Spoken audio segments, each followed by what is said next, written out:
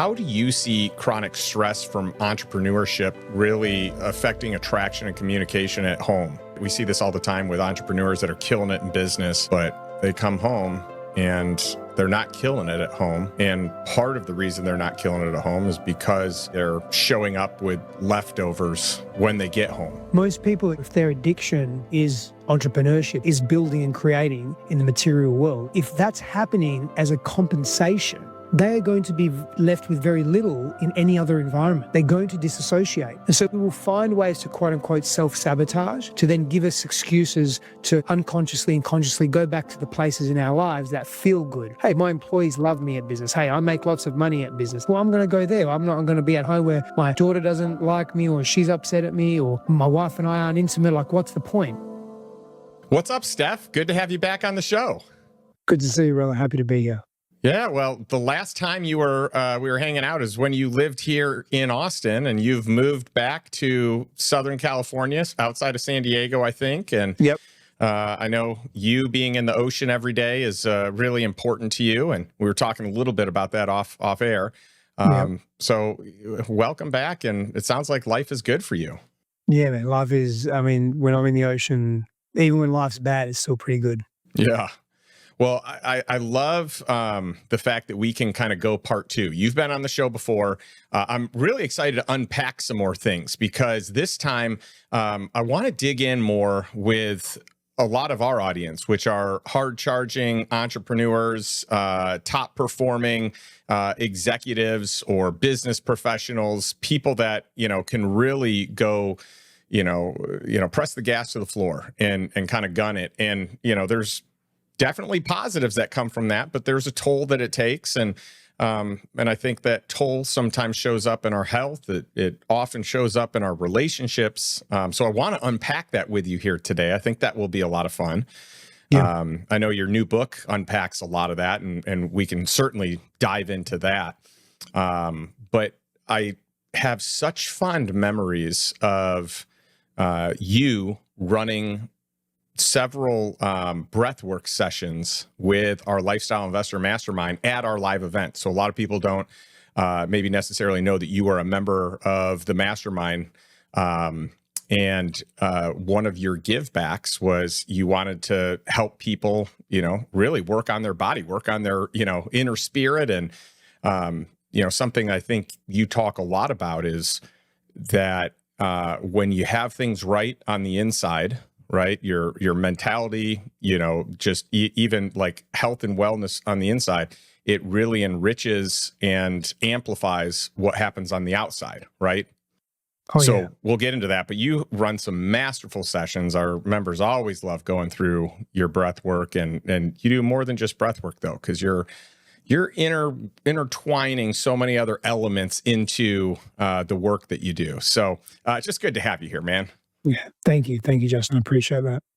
Well, where should we start here? I mean, I feel like, with successful people, I feel like we have a lot of people that are hard charging.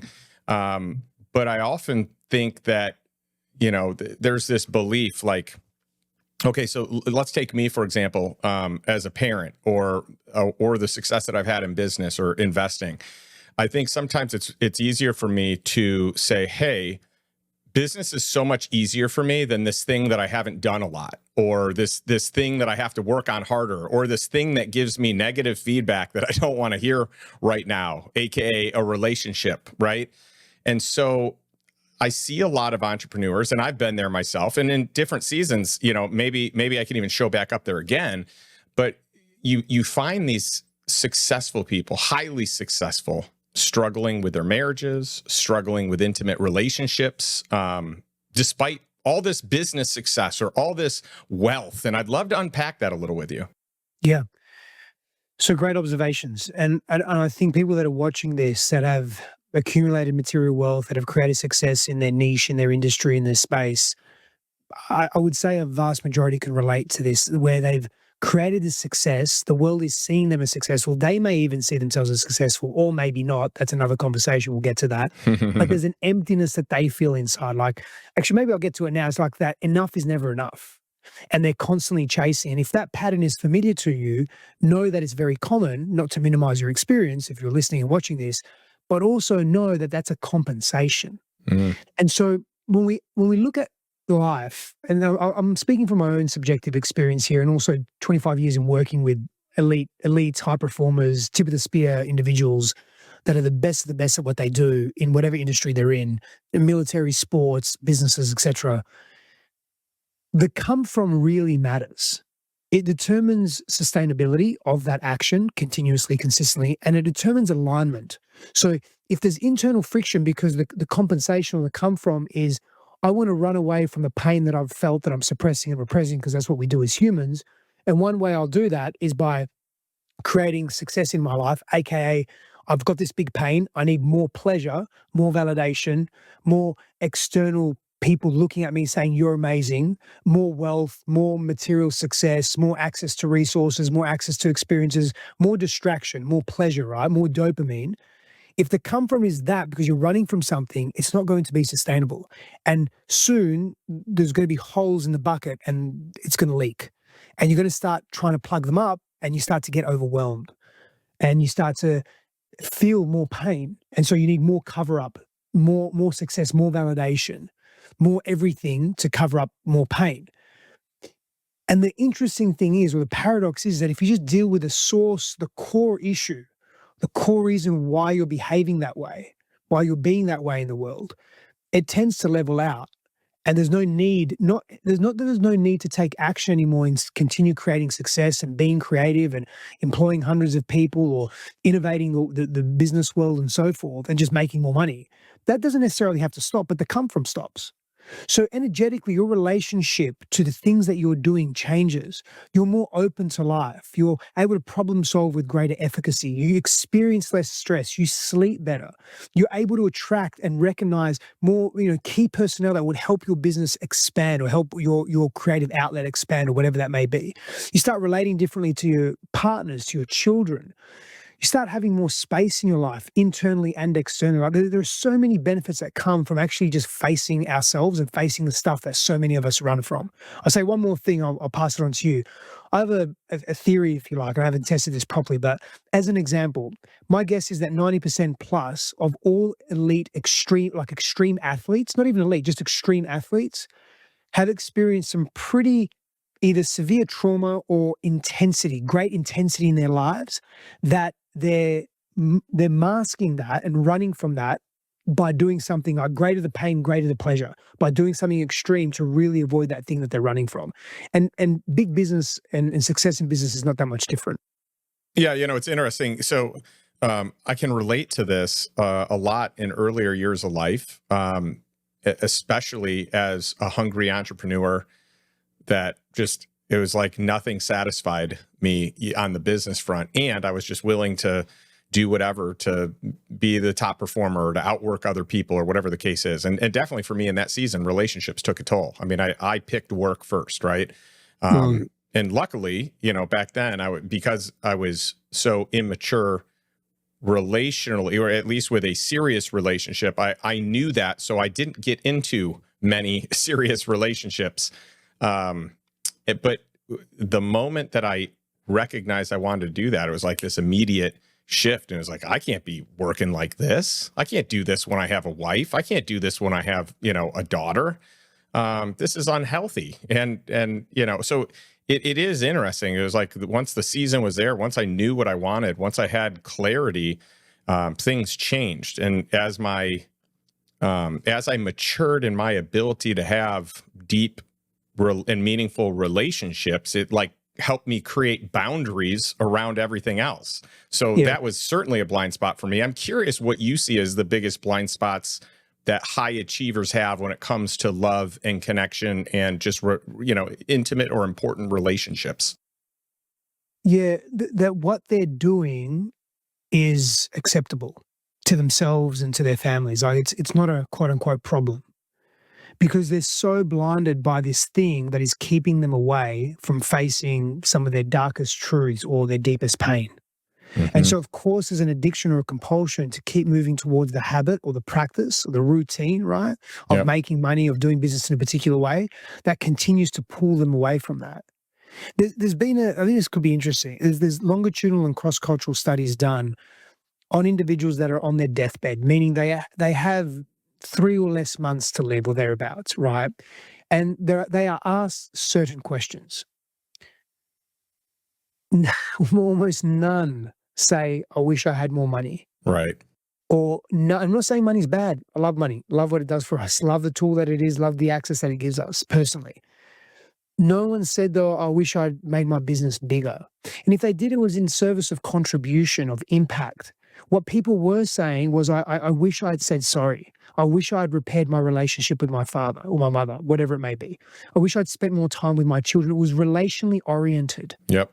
And it was about, a lot of it was about softening to their ego, surrendering to their ego and to their personality, to the parts that are highly protective, and the survival strategy, the psychological and sociological survival strategies we implement as people to help protect our egos and keep us quote unquote safe, like relationally and emotionally safe.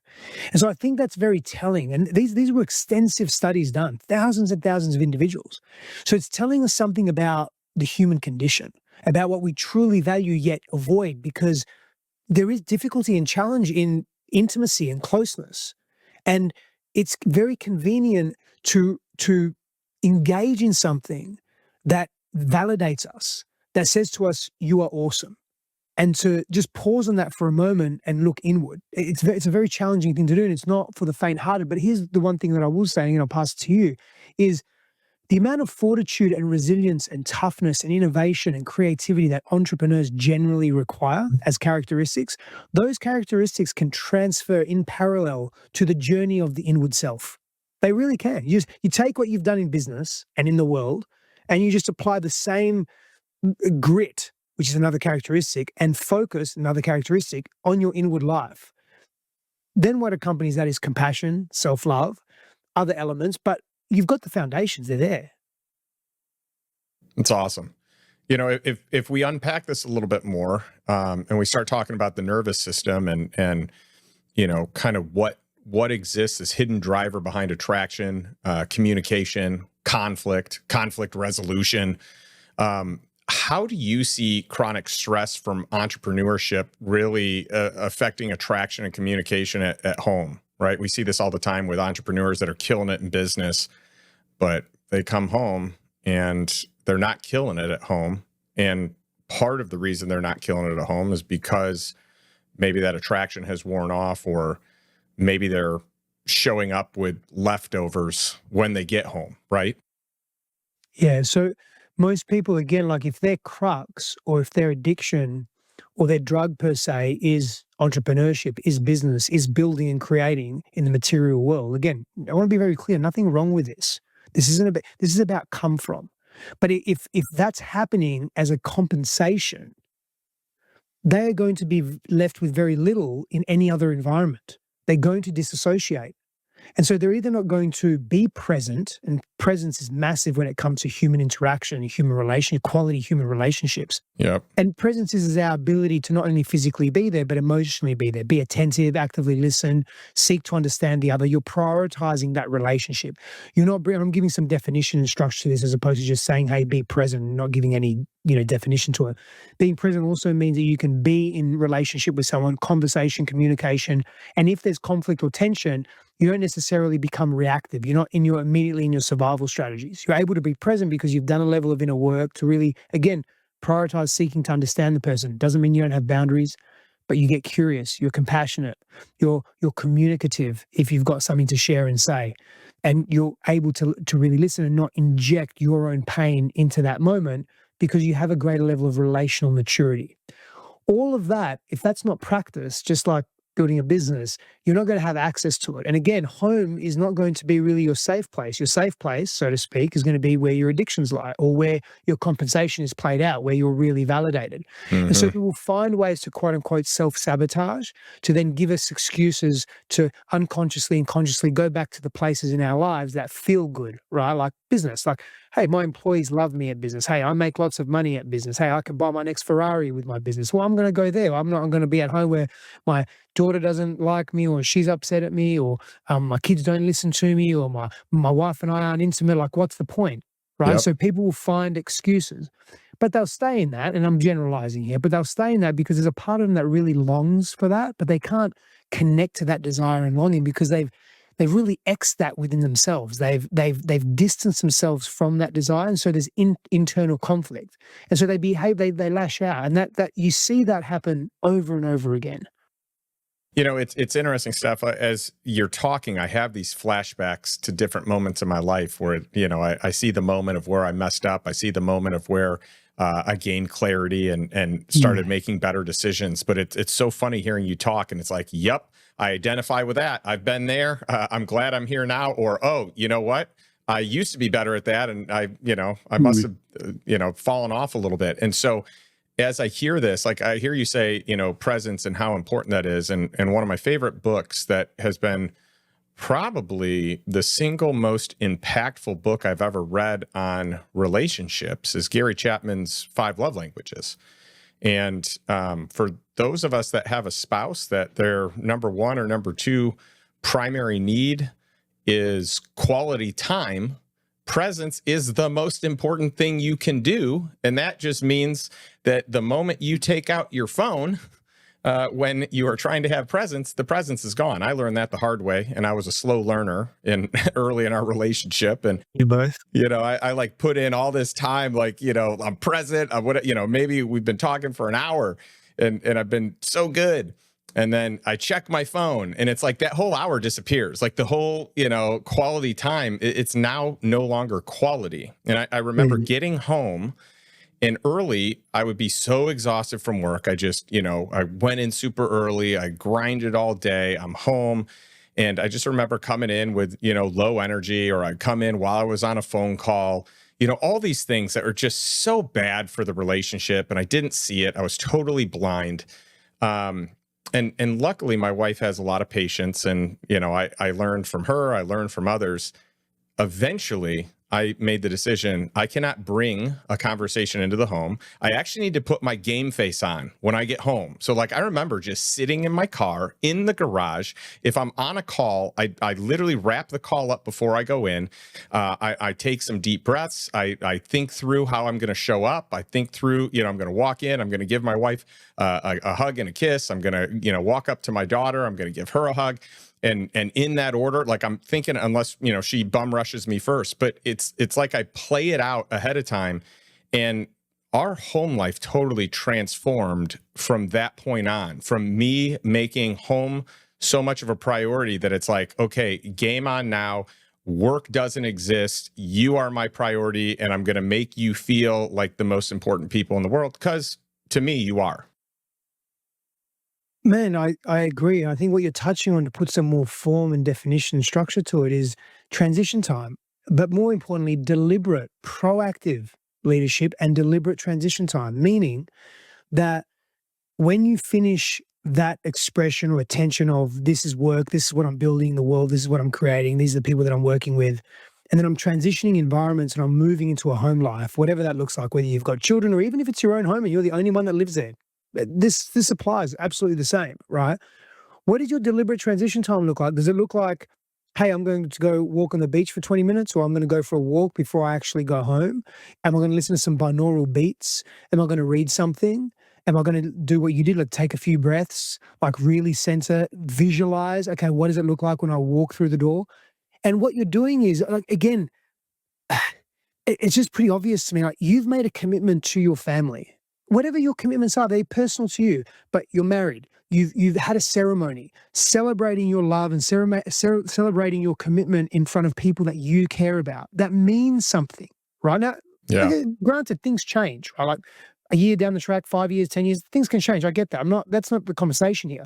But if you're still in it and you're committing to that relationship, why not give it some level of priority? Like, why not make it more meaningful, right? Like, you're going to be in it. You may as well be in it happy. Or what's the point of going home and going, oh, I hate being home. I don't want to do that. well, then that we got to have another conversation, Yeah, right? So if you're going to totally. be in it, be in it.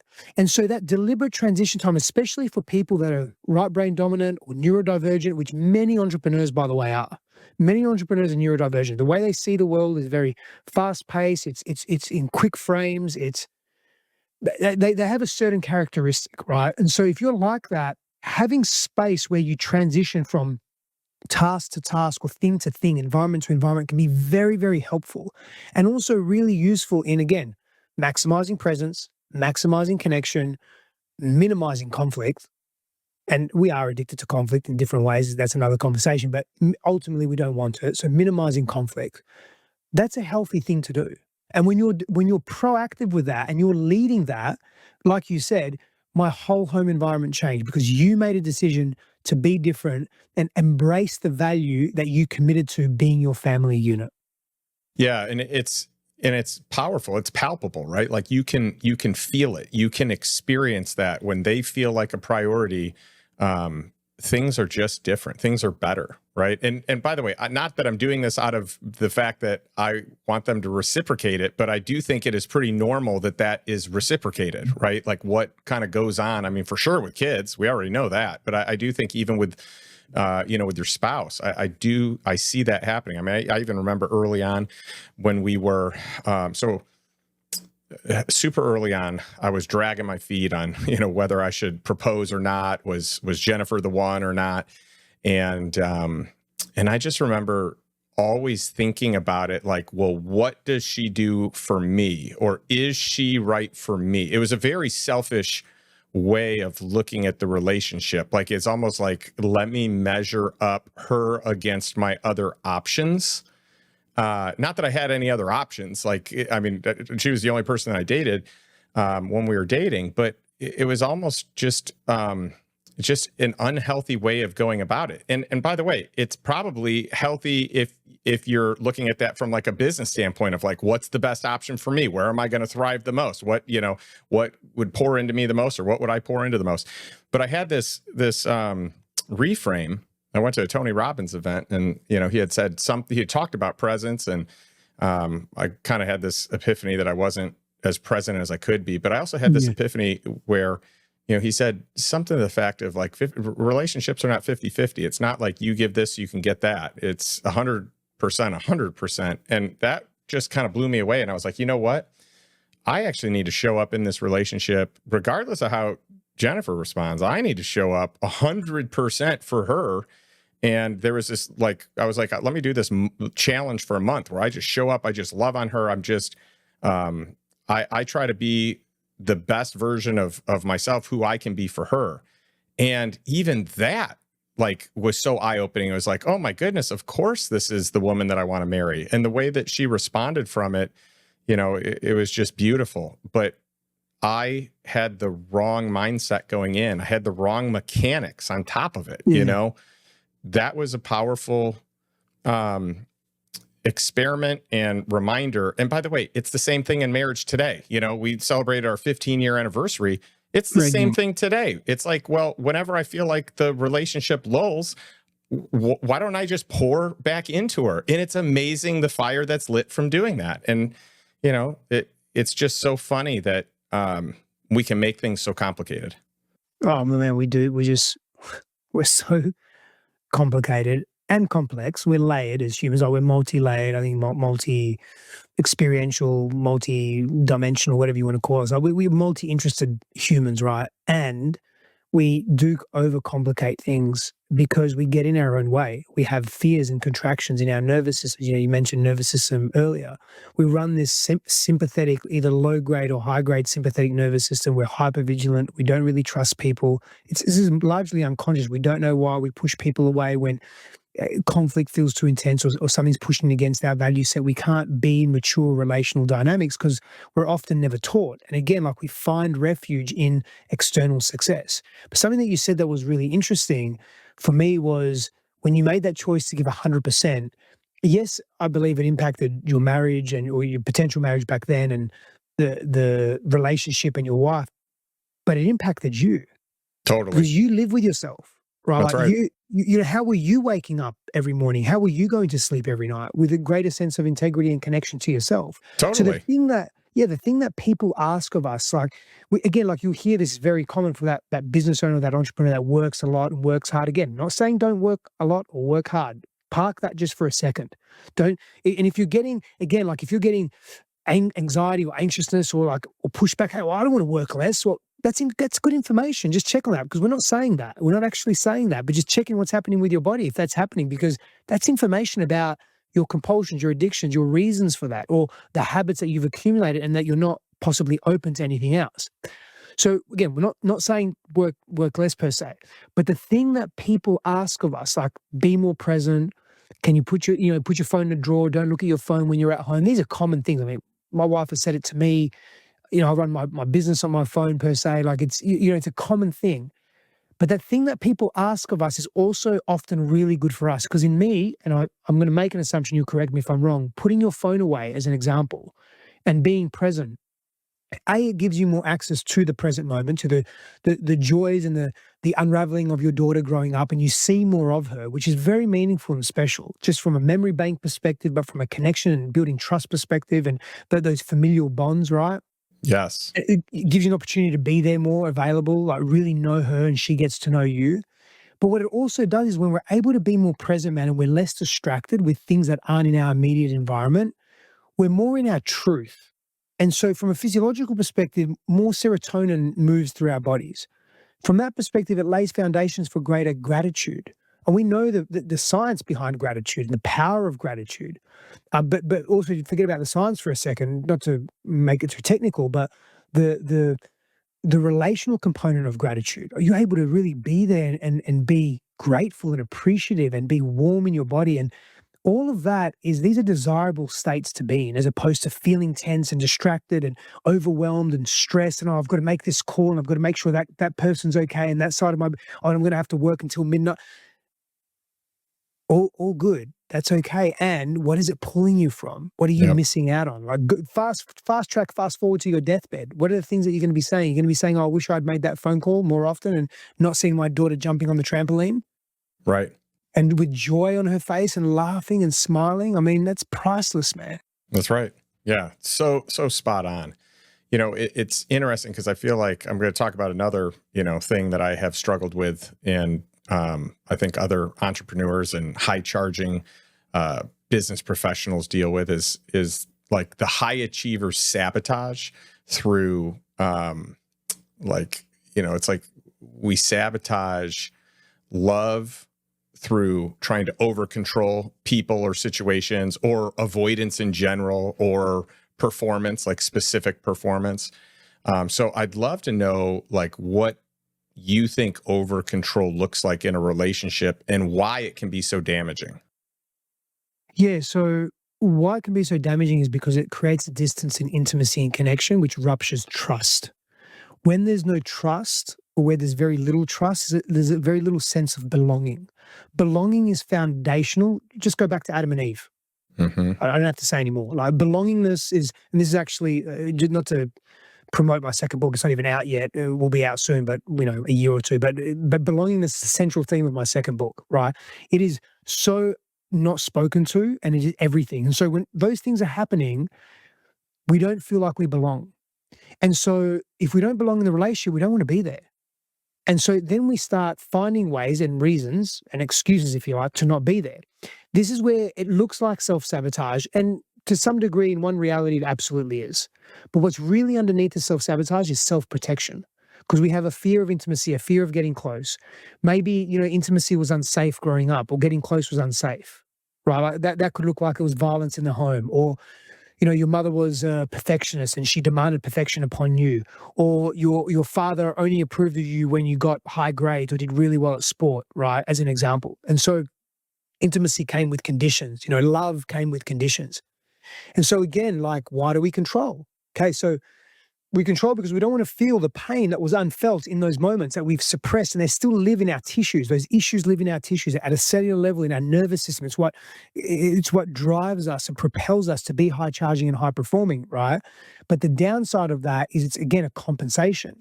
And so we feel, again, most people, no, I shouldn't say most, let me take that back. Let me say many people, very common. Our power was lost, we gave it away, it was taken from us. Fill in the void of what that may look like. You got Hmm. bullied, again, abuse in the home, parents split up, move around a lot. I'm just giving you some examples, right? Didn't do well and got reprimanded for it. And as kids, we're self-referential. So we make that mean that it's our fault, right? We're responsible for that. And then over decades, those stories we tell ourselves form beliefs and values and self-worth. Like our self-worth is predicated upon those informative childhood experiences, they imprint upon us very powerfully because we're so susceptible to the world, we're hypnagogic in the way we move through the world and we're absorbing everything like a sponge. And then we make it mean that we're useless, we're worthless. So no one wants to feel like that. And when people do feel like that, they either kill themselves literally or they work through it and they move beyond it. But very few people get to that place. So what do? We suppress. We Hmm. compensate. Back to the compensation, right? Like we got to do good things, greater the pain, greater the pleasure to feel better. And so control, you asked about control, controlling the relationship, controlling work, controlling and our expressions, it helps us feel safe. Power given away, power taken, or power lost. Many of us have that experience in different forms. So when we're in control, when we know more, when we try and make the other person do what we think we want or what we think is right, or we believe to be beneficial for us, we can take an exhale and relax, right? The Yep. problem is most people don't like being in control. That's the Yeah. problem. And those that do, that are maybe very passive and so forth, will then trigger that person in their own way in different ways because the person being in control doesn't just want the person to be controlled. They want to have a force over the control. And if that element of force isn't there and friction isn't there, they'll get bored and they'll think they're not in control. Therefore, they'll think they're not in power. So they'll go find someone that is either more submissive or fights and is more submissive, if that makes sense, right? So I'm sort of speaking to some psychological relational dynamics here that are a little more complex, but that's some of the elements of control. So we feel safe when we're in control. Yeah, it's interesting. I think, when my wife and I show up in a great state, none of this exists. But Yeah. when we show up in a stress state or something's going on, I think my wife's default is control because that gives her comfort to like know how it's going to go, right? And then mine is avoidance But because that's I actually control. okay, so it's another form of control. All Okay, control, all control, right? So okay, it's so you avoiding or you shutting down or you going to more work or whatever you do to avoid, that's a way of controlling your attempt to control the situation. mm, Maybe she's more anxious or more insecure or more desperate if you're needy or more forceful or more loud or whatever. I don't know. But that's her way of controlling. yeah, It's all control. The tool of the ego, the personality, where these survival strategies sit that were formed at an early age during our formative years, the number one tool, if you like, is to exercise control. Now, the extremes of that is just, well, you can think about what the extremes are. We see it in our society and they're illegal, right? And they're morally not acceptable either. They're the extremes of that. But all of this lives on a spectrum. So we're all searching for control. And relinquishing the control is one of the hardest journeys, the inward journeys that we can take. And again, I'm not saying relinquish your control and let the world take you and be passive in a punching bag or anything like that. No, no, no, no, no, no. But they come from of why you want that person to be a particular way. Because again, like control is very much linked to codependence. Codependence actually, paradoxically again, reinforces powerlessness because it's I'm only going to be okay if you're okay, or if you treat me this way, or if you behave that way, or if I have $1 million in the bank, or if I hit my targets this month, or if I have X amount of employees, or if I'm, present in X amount of countries for my business, whatever it may be, right? I'm only going to be okay if then. yeah. That's powerlessness. Well, and it's so crazy hearing you list it out because these are the conditions that we give ourselves. Like I've That's why I'm seen it in listening to them. myself. I see it in my wife. I see it in other friends. But it's also like we're ultimately setting ourselves up for failure when the list of conditions grows. So like Yes. everything you listed, it's like you kind of said it as an or, but some people it's like an and. I need $1 million in the bank and I need this and that and the other thing. It's like, how are you going to then succeed in just your mental state, let alone relationships, when all these conditions exist, right? Too much pressure. right? Like it's a lot. So, and what we often do with all that pressure is we seek more control. And that's where the sabotage that you spoke to, we start burning shit down. Like that's Hmm. what happens. Like we start burning the family home down. We start um, burning our businesses down, not being as present there, not showing up, missing things, Yeah. right? Employing the wrong people, making more riskier decisions. We're trying to get the quick buck instead of the sustainable dollar. You know, like you start to see these cracks, and slowly over time, they happen. They cause ruptures. And, you know, often again, we'll go to, oh, well, that's market conditions, or oh, the industry's changing. And that may very well be true. And are you really grounded, prepared, centered for that? Probably not. Yeah, that's good. Let's kind of go into another direction here. I want to talk about, I often say wealth is so much more than money. A lot of people look at wealth as money. It's a financial thing. And I think that money is a component of it. You know, your financial health really matters, but so does your physical, so does your mental, so does your spiritual, so does your intellectual. Like we could go on and on. And something that I think is very,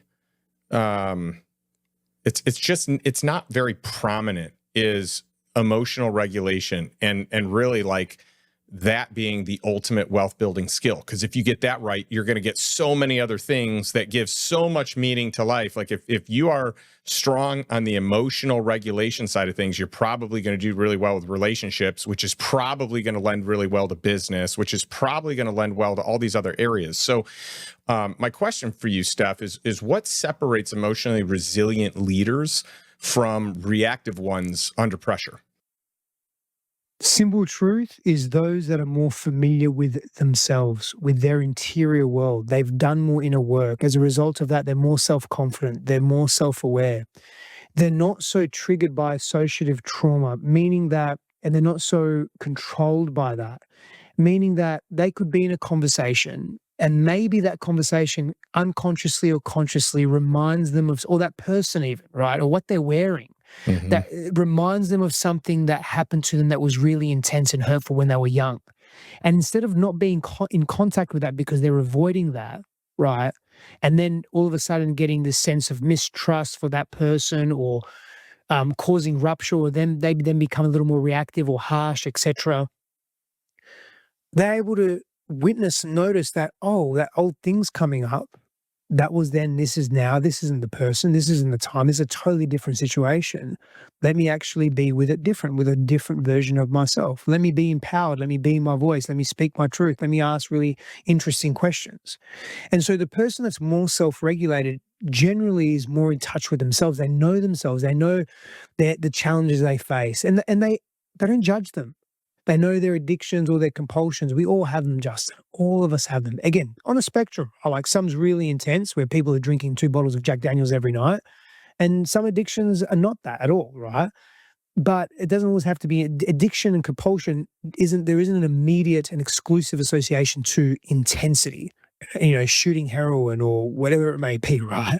Right. So that person that is more emotionally regulated has greater mastery with themselves, understands how to move through conflict in a better way, again, has tools in seeking to understand other people, can access curiosity and compassion, can be non-judgmental towards themselves, can therefore be more self-confident, more self-aware, have more thoughtful tools of communication and conversation to have, can really explore challenges, and also is boundaried, right? So they know that if something doesn't serve them, maybe the way that someone's talking to them or the way this business deal is going, they know how and when to pull the plug in a more effective way, as opposed to panicking and being scared. So they're less time in fear and contraction, less time in a sympathetically charged nervous system, more charged in more time in a parasympathetic nervous system, where they're able to assess the situation with greater clarity. Like slow is smooth, smooth is fast. They're not reactive.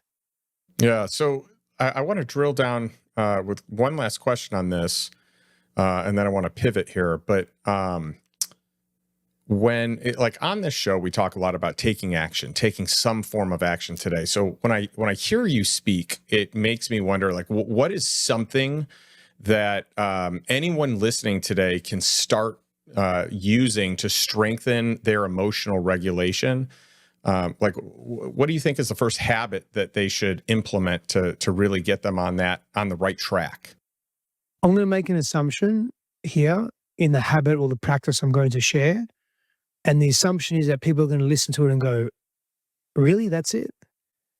And I'm going to say, yep, just do that and let me know how you go. So the practice, I would say, again, keeping in mind this high-performing, high-charging, serial entrepreneur, like highly creative, like really dedicated to their craft, but also just lives life big, loves family as well, loves self, loves having fun, loves toys, loves all the things, right?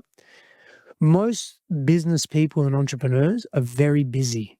They're stacked, right? Yep. There's very little downtime in their lives. I'll tell you a story. Really, I'll make it really quick. I won't give you the sort of poetic long version. I'll give you the really quick version.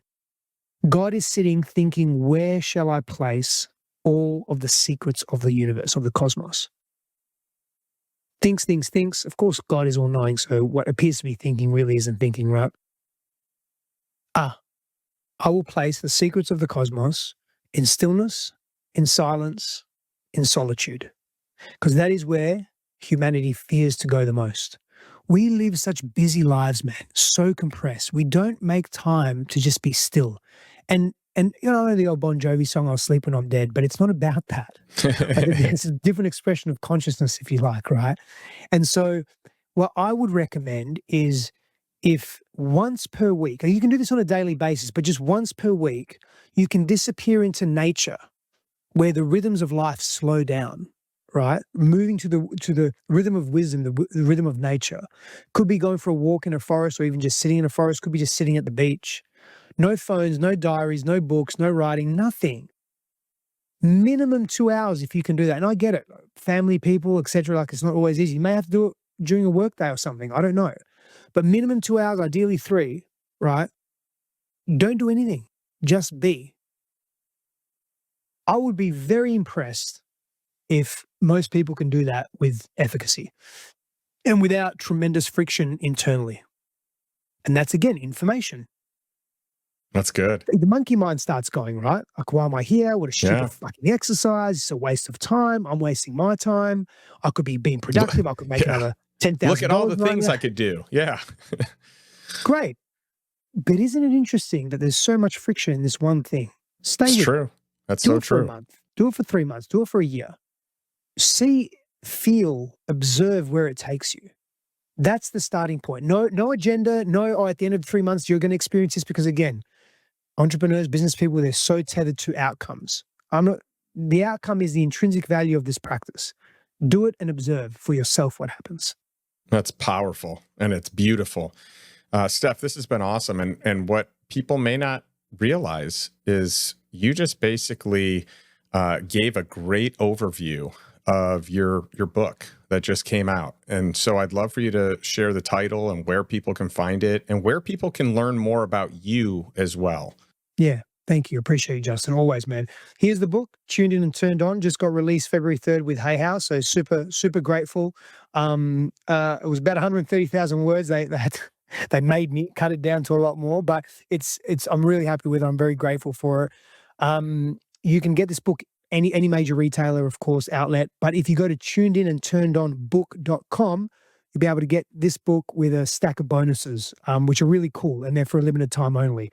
I'll have them up for a little bit longer. So that's where you can get the book. Of course, you get Audible. I recorded it myself as well. If you don't mind the Australian accent, you don't mind my voice. I think most people love the Australian accent. I think it's really working for you. Thank you. I did it. It was a very interesting project and process, Justin. Actually, It's crazy. Yeah, it's so different, man. Like I was taking breaths every couple of minutes. I had to stop and take deep breaths every few seconds because of the way I was reading it. It was an interesting challenge, and I really enjoyed it.